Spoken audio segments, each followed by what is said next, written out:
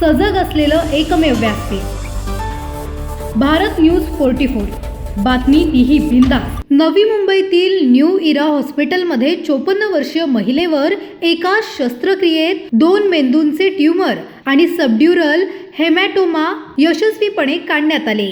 ही शस्त्रक्रिया अत्यंत दुर्मिळ आणि गुंतागुंतीची मानली जात असून प्रगत न्यूरोसर्जरी उपचारांचे उत्तम उदाहरण ठरली आहे. न्यूरोसर्जन डॉक्टर सुनील कुट्टी आणि त्यांच्या टीमने सुमारे 5 तास चालवलेल्या शस्त्रक्रियेत तिन्ही गंभीर आजार एकाच वेळी हाताळले. वेळेवर निदान, अचूक नियोजन आणि आधुनिक तंत्रज्ञानाच्या मदतीने मेंदूवरील दाब कमी करण्यात यश आले. त्यामुळे रुग्णाला पुन्हा शस्त्रक्रियेचा धोका टळला. शस्त्रक्रियेनंतर रुग्णाच्या प्रकृतीत झपाट्याने सुधारणा आली असून काही दिवसातच ती स्वतःच्या पायावर चालत घरी परतली आहे. या यशस्वी उपचारामुळे रुग्णाला नवीन जीवन मिळाले असून अशा गुंतागुंतीच्या न्यूरोलॉजिक आजारांवर वेळेवर आणि तज्ञ उपचार किती महत्त्वाचे आहेत हे पुन्हा एकदा अधोरेखित झाले आहे. सुमन जी मेरे पास आई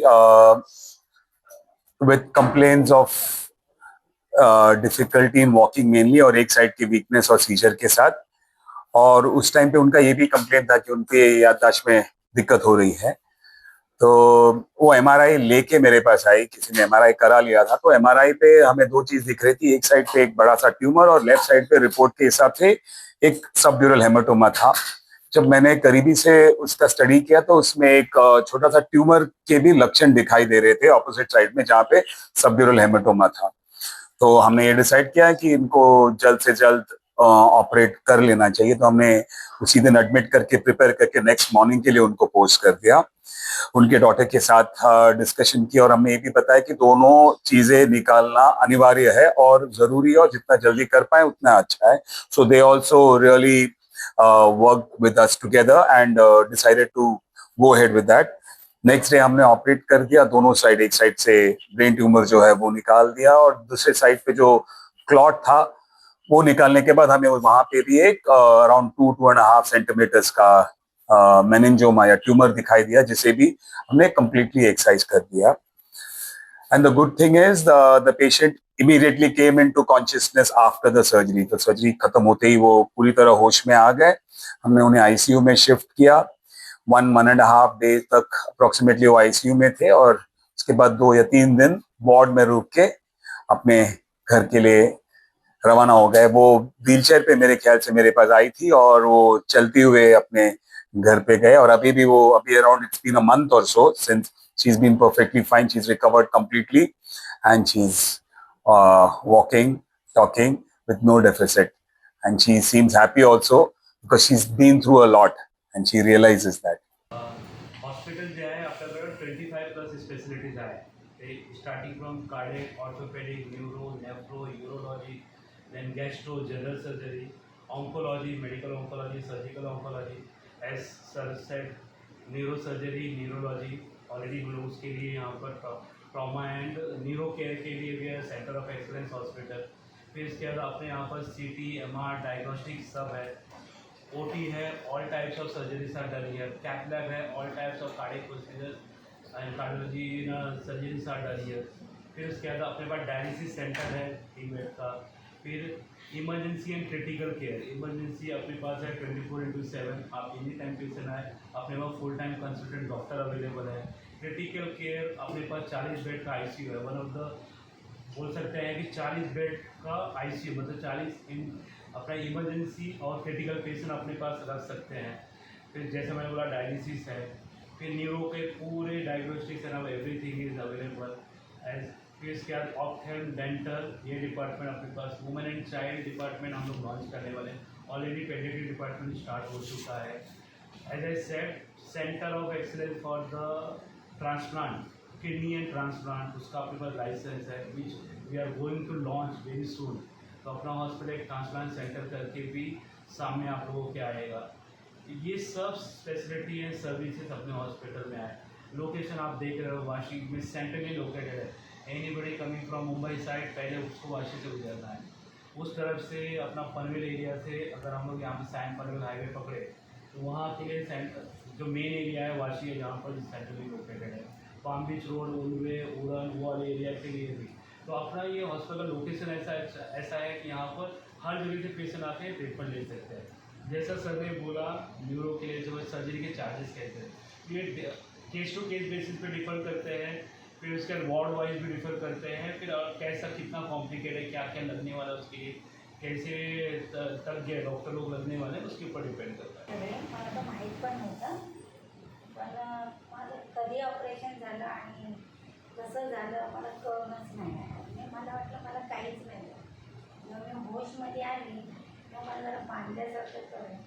मी वॉशरूममध्ये गेली तेव्हा कळलं की हे बांधले कशासाठी. मिस्टर बोलले माझं ते तुझं ऑपरेशन आहे. मग तेव्हा कळलं कशाचं गेलं पुण्यात. आणि मी एकदम टकाटकच झाली होती. जशी वॉशरूममधून आली म्हणजे मला जरा फिरायचं आहे जरा बाहेर. मग मी राऊंड मारत होती बाहेर. मग त्यांना खोडून विचारत होते पण मला कोणी काही सांगलं नाही. ते बोलले मी तर चांगली आहे, मग तुम्ही काय केलं माझ्या समोर म्हणजे बरोबर. तर बोलले काय नाही तुझं जरा नॉर्मल आहे होतं जरा तुम्हाला काय गाठी होत्या असं सांगत. पण मला कळूनच नाही आलं की ते माझं काय झालं काय नाही. मी एकदम म्हणजे ओकेच वाटत होते, मला काही झालं नाही. मग तुम्ही काय कशासाठी आणलं मला. पण त्यावेळेला माझं ऑपरेशन झालं, मला दुखलं नाही काहीच नाही, एकदम नॉर्मल आहे एकदम. काहीच वाटलं नाही की मी हॉस्पिटलमध्ये किती दिवस आहे काय.